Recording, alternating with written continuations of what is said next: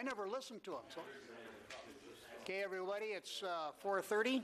It's September 13th, 2016. I'm going to call this meeting of the Public Service Commission to order. Could I have a motion, please, concerning our agenda? I move to approve the agenda. Okay, is there a second to that? I'll second that. Thank you, Mr. Bakke. All those in favor signify by saying aye. Aye. Aye. Those opposed, the same sign. That motion carries. Is there a similar motion relative to the consent agenda? I move to approve the consent agenda. Thank you. Mr.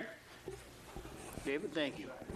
So we have a motion and a second. All those in favor signify by saying aye. Aye. Those opposed, the same sign. That motion carries. Bill, any customers to be heard or recognitions you want to make? We do have one recognition, and I'll ask Chris Knutson to come to the microphone so he can introduce a new supervisor.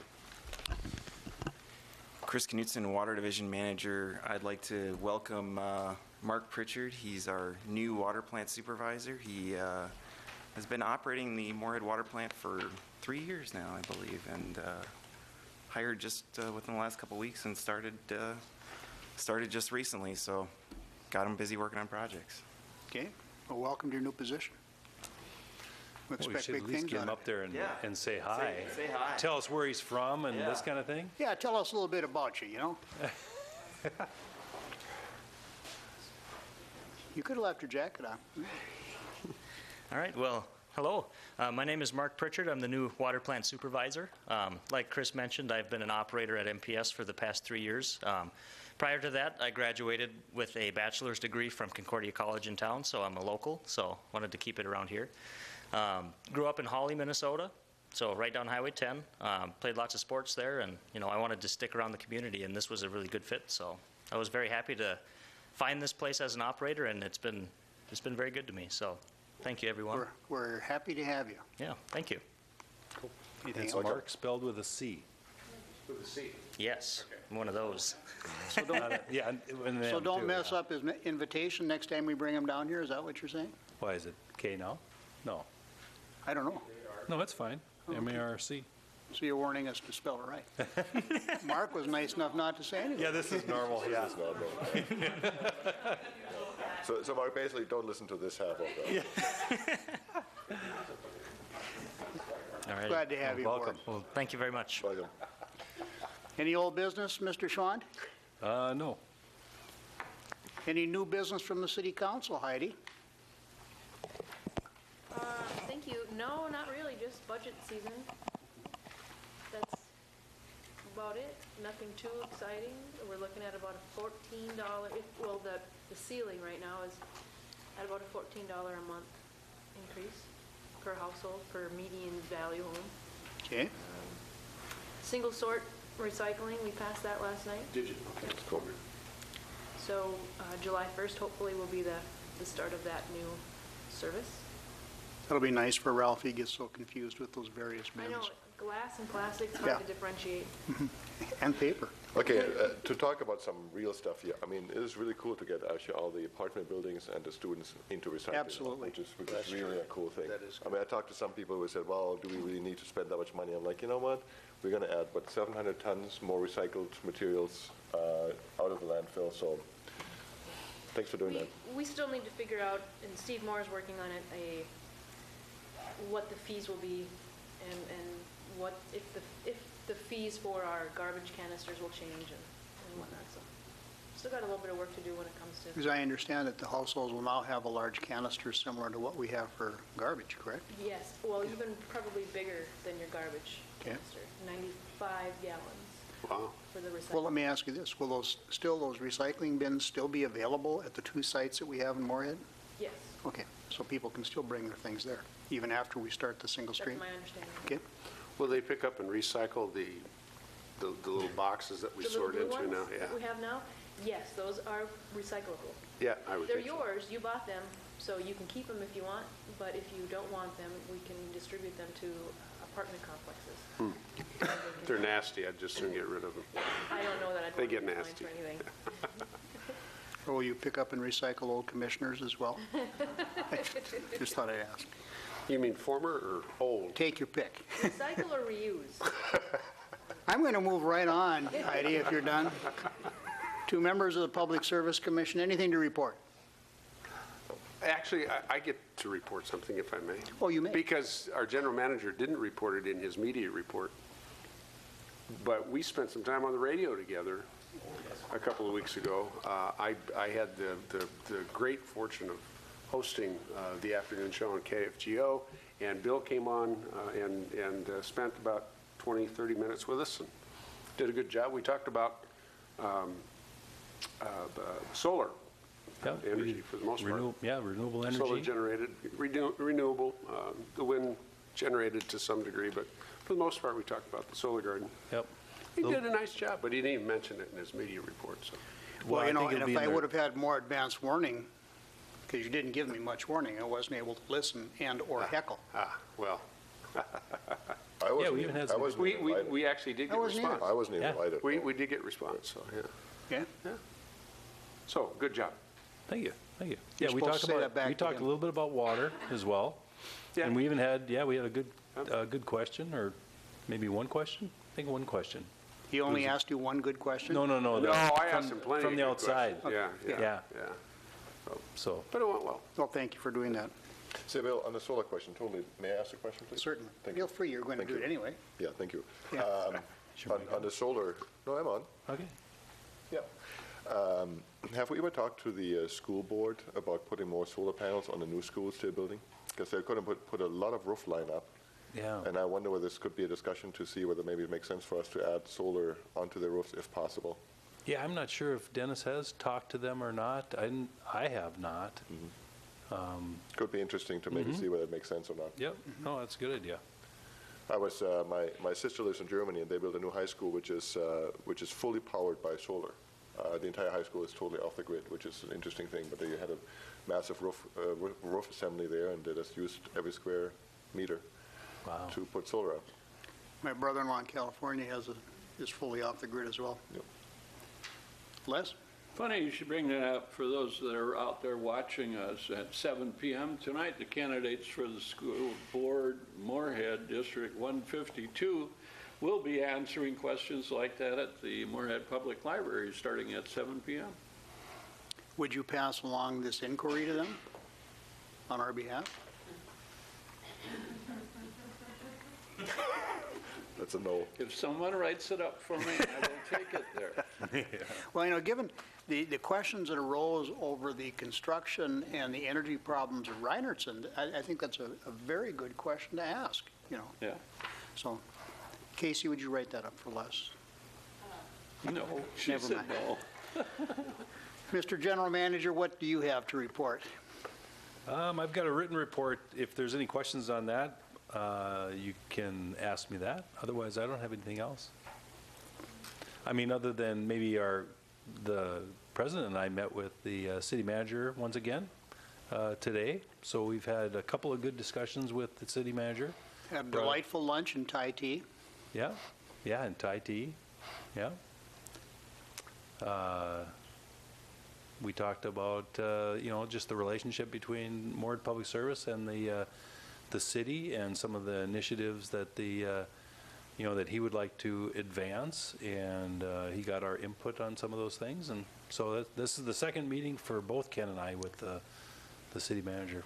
Yeah, I'm impressed by the fact that Dave wants to open lines of communication which are not necessarily closed today, but which do need a little nudging, and I think that's a wonderful idea. I think he's a very communicative person, and hopefully he's able to do some things that need to be done around here on both sides. We talked about the underpass project quite a bit. I mean, that was kind of the first topic of discussion. Of course, with the special session not happening in Minnesota, that's been off the table. His thought was that every day that goes by means there won't be a special session, but there still could be a special session. They still talk about that. And then we do expect the bonding issues to be taken up right away when the session begins. And so the underpass is off the table right now, but it could be back on the table. Hopefully, there is funding for that. And then if there is, then we have to have a conversation about the relocation of 2 major water lines and 1 major electric transmission line and in that area.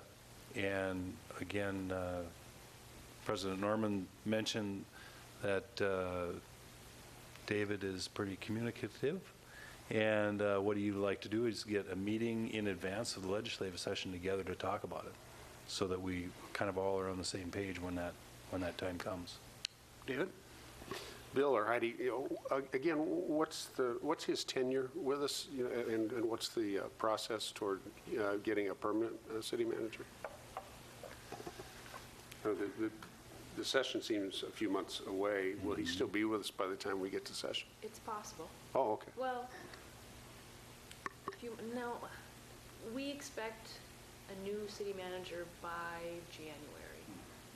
So, but that's what we expect. But that expectation may or may not be met, as I understand. And he did indicate that he would like, we invited him to have another meeting at some point in the future.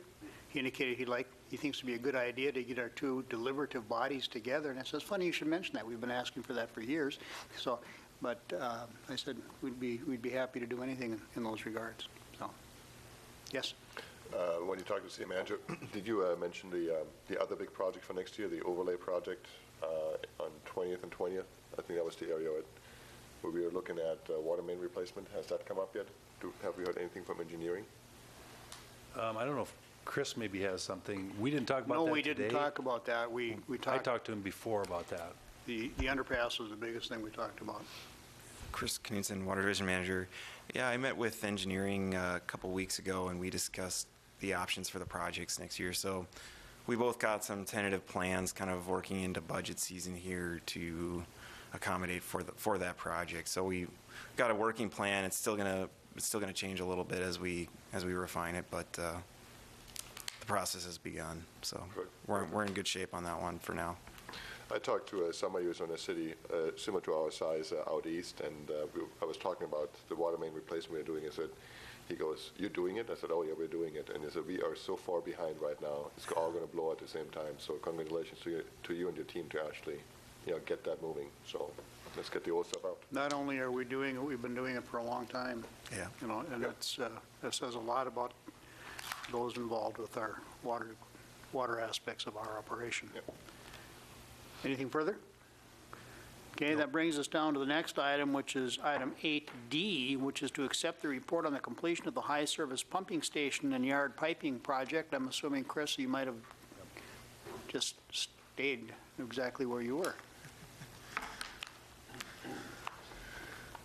Yeah, this is just a good news item to formalize completion of the project and really highlight a couple of the high points on the project, and the fact that we've got an open house on the high service pump station in the very near future on October 4th. So we'll be seeing some invites go out for that very shortly. As part of that open house, we'll also be doing phase 2 of Capture the Sun. But in respect to the high service pump station project, just a few of the highlights. Really, we've talked about the project pretty substantially over the past few months, but very good operation of the pumps thus far since it was put online in February. We haven't had any issues with pump operation.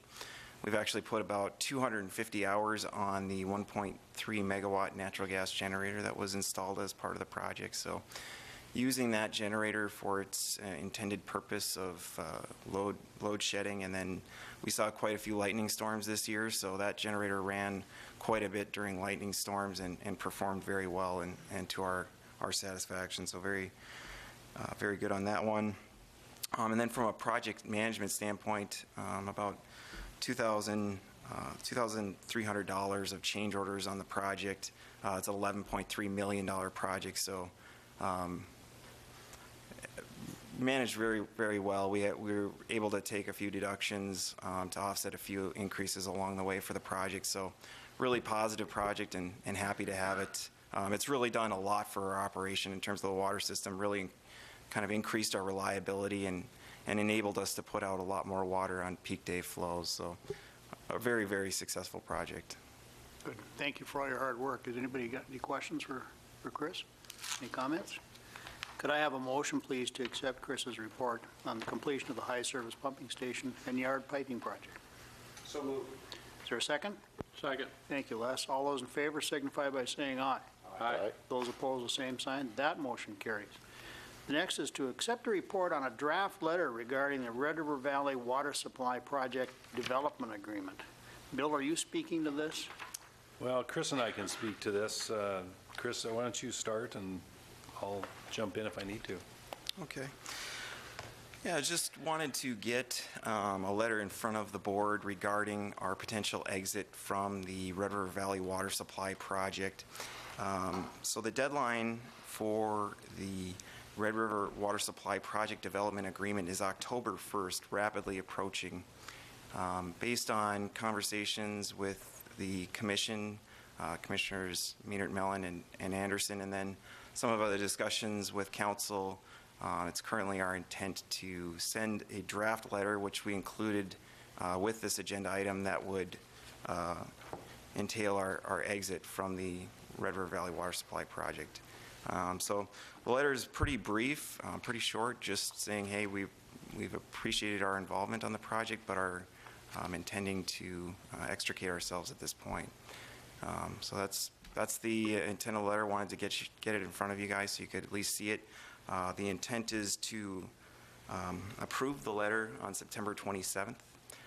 Significantly also, we're hoping to present kind of our next steps on September 26th in front of the City Council's Committee of the Whole meeting. So I'm not sure if both Commissioners Mellon and Anderson will be able to make it, but that's the intent, is to present to the council at that particular meeting. So those are the high points of the item.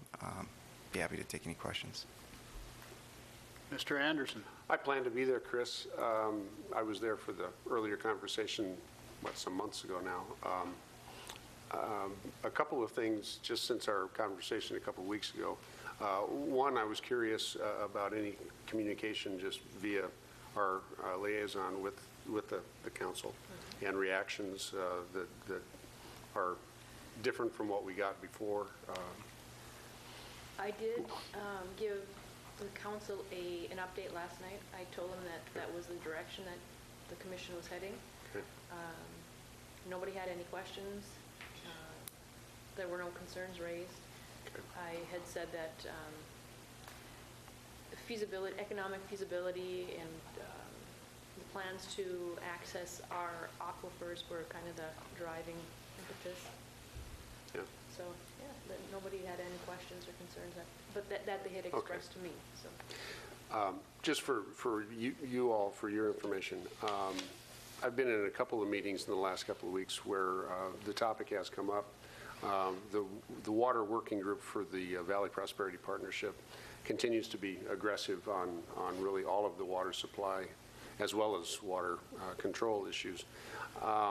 And so it came up about whether we were going to continue, and while I didn't tell them that we're leaving, I did indicate that our strong leaning at this point is that we would not continue with the project, which I think might have taken some of them by surprise.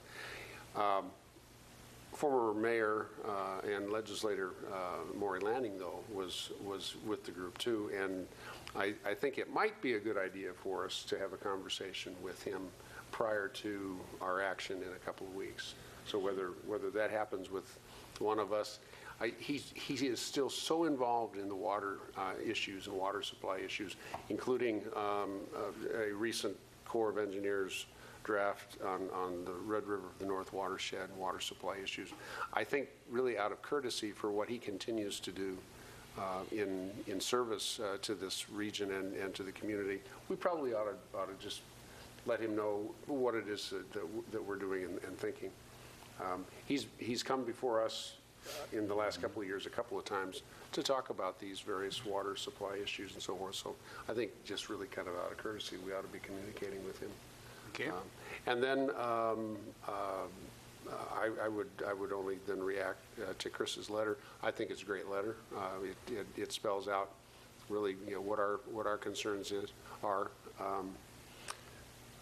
We can access sufficient water for our community for a fifth the cost of what the LAWA plan is going to do. And for our ratepayers, I can't see that we look at something nearly $100 million and then we look at something that's around 2022 or whatever that number was, Chris. But it just doesn't make economic sense, and it particularly saves our water rates because, as we all know, those are pretty important to not only the everyday folks that are paying the water bills, but our industrial users. So with that, I look forward to the rest of the process. But I just want to let you know that there had been some chat around the community about it.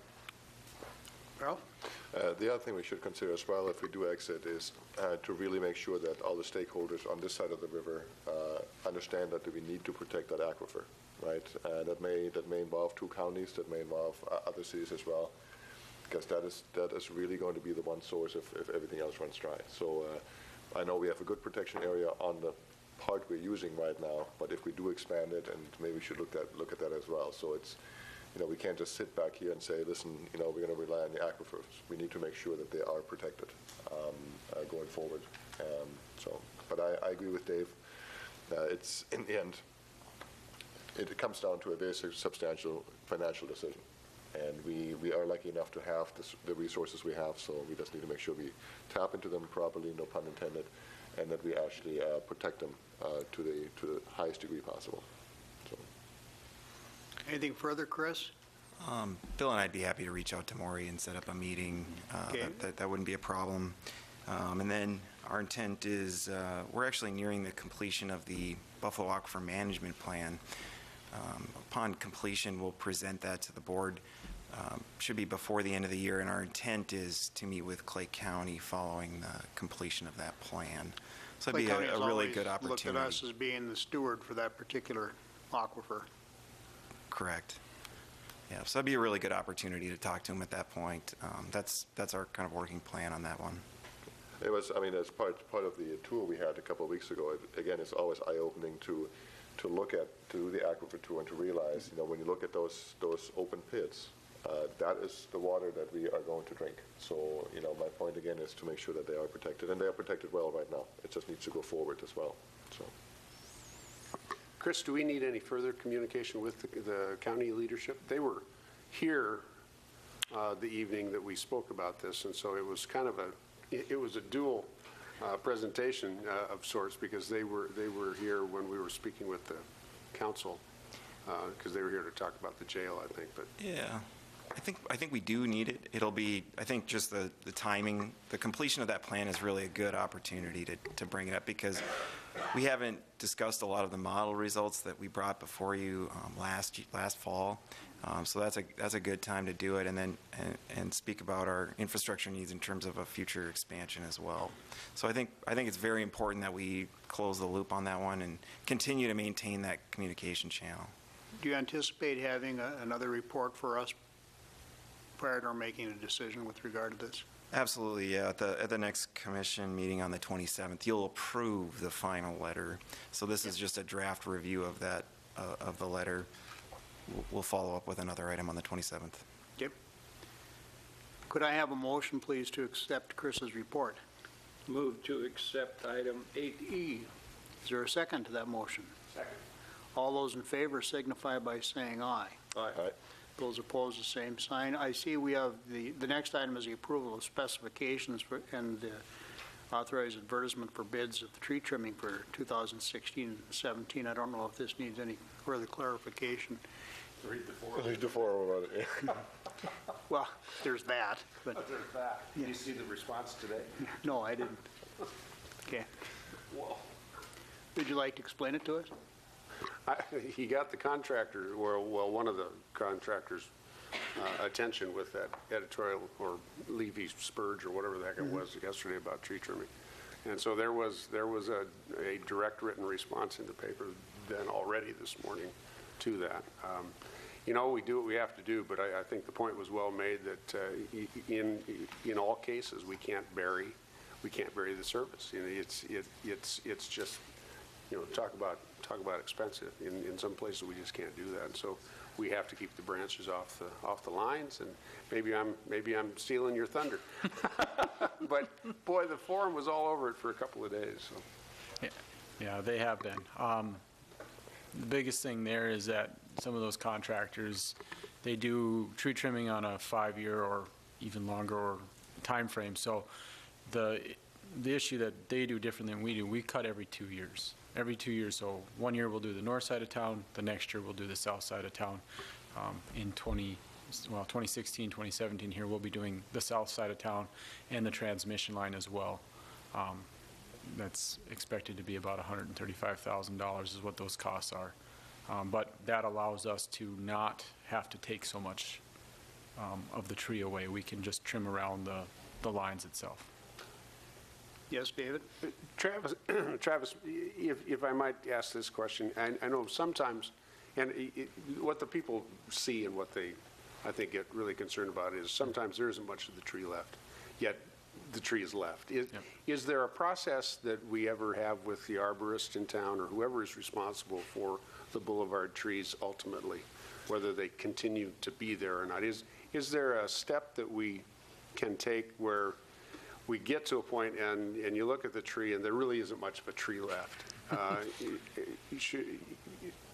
Should we put it out of its misery then and deal with those situations that really do end up being pretty unsightly? Yeah, you know, to be honest, I haven't ever asked that question to the tree arborist of Moorhead. Yeah, it's a good question. I know there's areas, towns where they do get cut off so that, you know, nothing's going over the top of the street.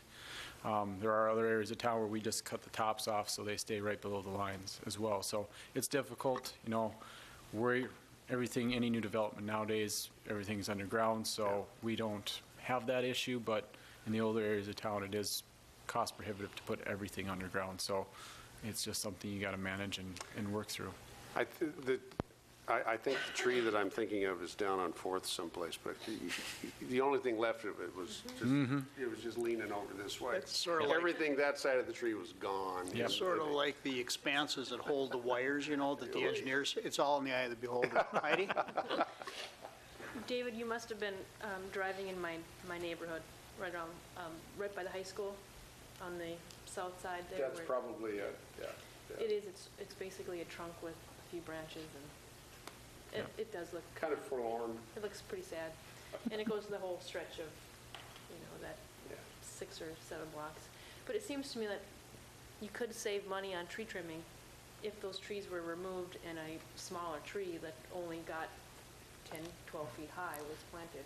You wouldn't have to then trim them. We do that in some of our transmission line areas if it's a development that's going, and I'll use West Fargo and Fargo as the example. We do request they do put a dwarf tree in Yeah. so that it only does get to 15 Right. feet, maybe 20 at the max. Yeah. Well, if we could encourage that conversation to take Yep. place with the arborist, I just think that would really be a more positive reaction and response Sure. to the folks that have concerns, rather than just saying, well, you know, we do this every few years and that's what it is. Yep. No, yeah, we can talk to them. I'm sure they're just kind of waiting till the tree expires to replace it, so. They are the property owner's trees, so. Could I have a motion to approve item 9, please?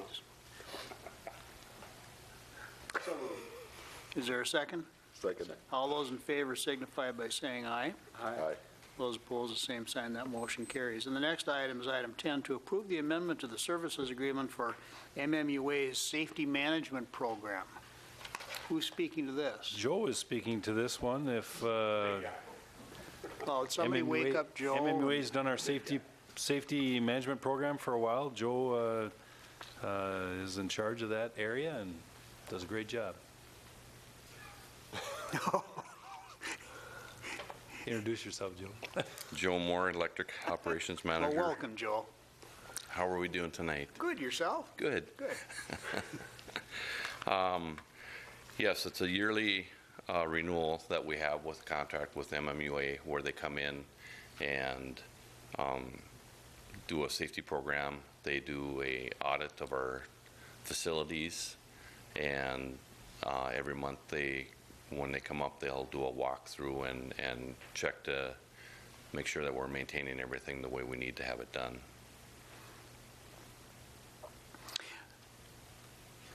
This item came up last year, at least to the extent that we questioned the value of the program and the amount that we're charged.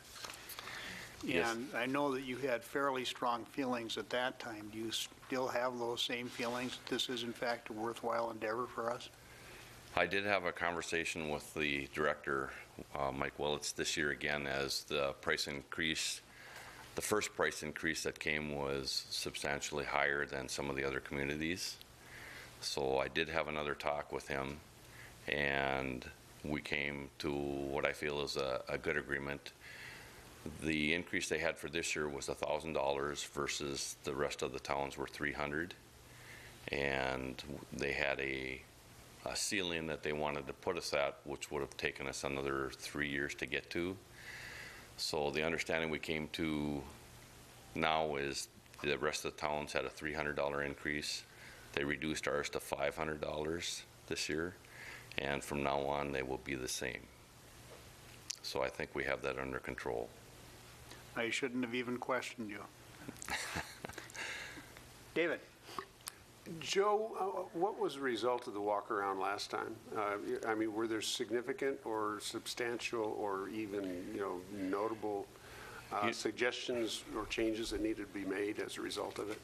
For the most part, the employees do a walk around, and they'll bring stuff up all the time too. And then Kevin Thompson, who is our coordinator, will walk around, and it's been good the last couple of years. In years past, we've actually done some OSHA audits to hopefully not have them come in and have large fines assessed to us. So we've averted inspections. I know at least one time that they give us a piece of paper that says, you have done your diligence, and that if we come in within a certain time frame and you show us this paper, you're good to go.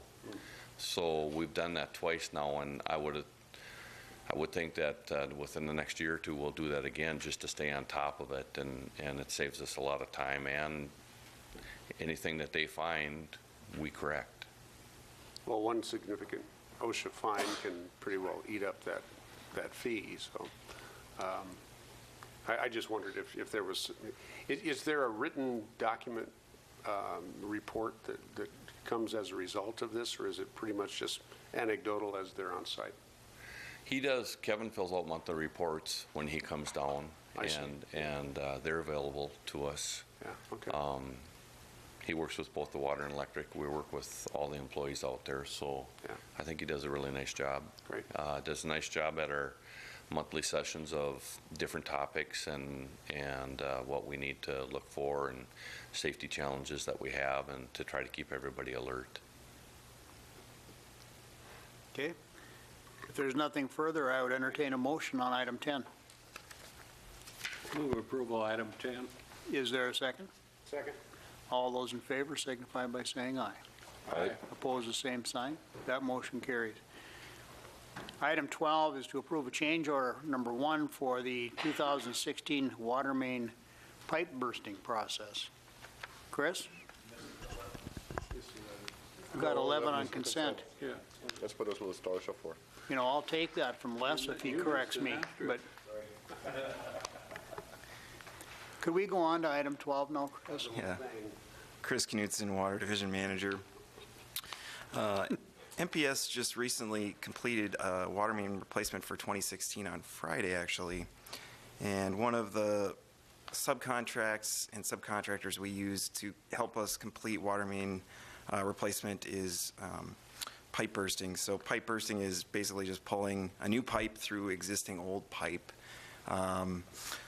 We did about 2,800 feet of pipe bursting this year, and we've done several thousand feet in the past couple years. Interestingly, this year, in literally the last 290 feet of pipe bursting, we developed a significant gouge in the newly pulled pipe. So basically a chunk was taken out of that pipe caused by some fracture of the host pipe that got stuck in the soil and just dragged along the new pipe. So unfortunately, we had to, MPS had to replace that newly pulled pipe. We just open cut it in a day or so, but we have to delete some of the work because the subcontractor that we hired to do the work, we have provisions in the specifications that allow for non-payment of non-conforming work. So that because of that damage to the pipe, we're not going to pay for that amount of pipe pulling. So the pipe supplier was actually very gracious to us, and wasn't their fault, but they're going to credit us the amount of pipe so that we continue to use that particular piece of pipe or that particular brand of pipe. So we'll be made whole in the process. It's just that we have to delete about $17,000 worth of work out of a $89,000 contract. So a significant hit to the contractor, but they understood kind of where we were coming from on this project. So who's going to do the work to replace it? MPS has already completed that work. Internally? Okay. Internally. And what are our costs? I mean, Very minimal. Like I said, it took a day. It was in the ditch, so the restoration wasn't really a significant component. If it had been in asphalt, it would have been a $20,000 to $30,000 hit, and we would have had a different discussion with the contractor. But I feel it's a good resolution to the process. is this something that they could have detected in the process? Difficult to detect in the process, very difficult. It's underground work, and there's always some uncertainty. I've never seen anything like it in the thousands of feet we've pulled. I've never seen anything like it. The supplier and the contractor were all pretty surprised to see what had happened to this pipe, and just one of those kind of unfortunate events that there is some uncertainty in underground construction. Well, given the miles of pipe that we have underground, is this something that we might see again? It's something that we could see again, and that we're evaluating the cause. We may never know the exact cause, but we want to prevent it going into the future. Obviously, we don't want this type of event again. If it had occurred under asphalt, it would have been a huge deal. So kind of taking some notes for next time and seeing how we can prevent something like this from happening in the future. Okay. Any questions for Chris? Any comments? David? Just a quick question, Chris. How is that gouge discovered if you've already pulled it into the ground? So when we went to tie in the existing pipe to the newly pulled pipe, basically they called me and said, yeah, you're missing about half of the pipe wall thickness for a certain length was gone. Oh, wow. So, basically just a triangle cut into the pipe that went halfway through the pipe wall. Wow. Just gone. Okay. Could I have a motion, please, concerning item 12? I move to approve item 12. Is there a second? Second. All those in favor signify by saying aye. Aye. Those opposed, the same sign. That motion carries. I see the item 13 is to go into closed session. I'm assuming that there's no need to do so? No. Okay. We are now adjourned.